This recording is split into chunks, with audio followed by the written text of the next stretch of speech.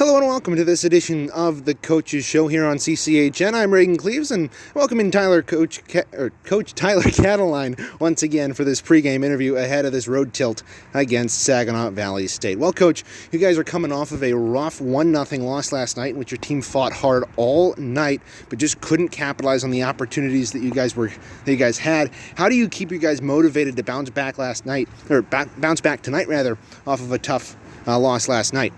We'll just stick to our game plan. I mean, we outplayed them. We outshot them 52-41 or something like that. I mean, had a lot of opportunities, missed, a few open nets. Rolfie stood on his head for us in net. So, we're not going to change much. I mean, just keep to our game plan and hopefully walk out with a W.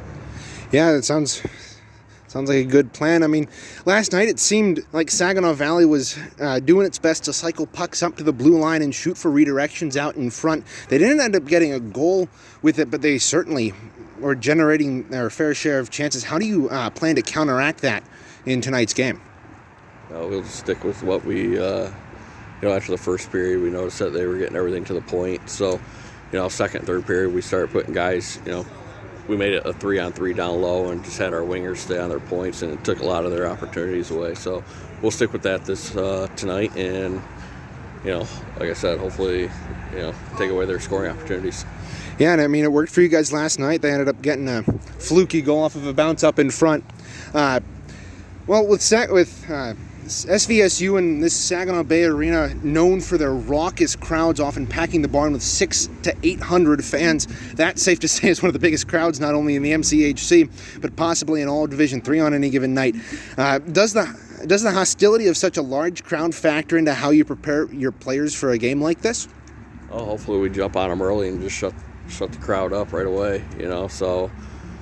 But yeah, I mean the guys are looking forward to playing in a barn like this with so many people, and there's a lot of history at Saginaw with their fans and stuff like that. So guys are ready. Hopefully we just take the fans right out of it early in the game, and they're never going to be a factor.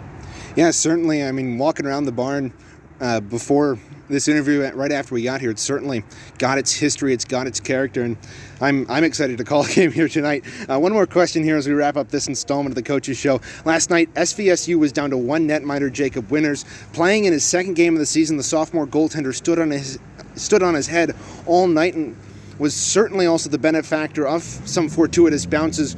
If he does get the start tonight, which is what we expect, with their number one goaltender, Ryan Foreman, out of the lineup once again, what can you do to beat him here tonight? Just keep peppering him. I mean, he got lucky.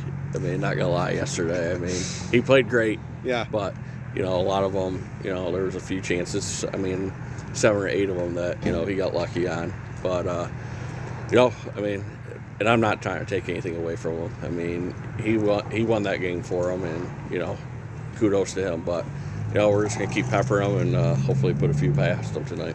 Yeah, hopefully you guys can do that, and good luck tonight, Coach. Well, that does it for our Coaches Show. Thank you always, Tyler, for taking the time to talk with me. We will take a break, but stand by. National anthems, starting lineups, and puck drop for this one await you on the other side. You're listening to the Chippewas D3 Hockey on CCHN.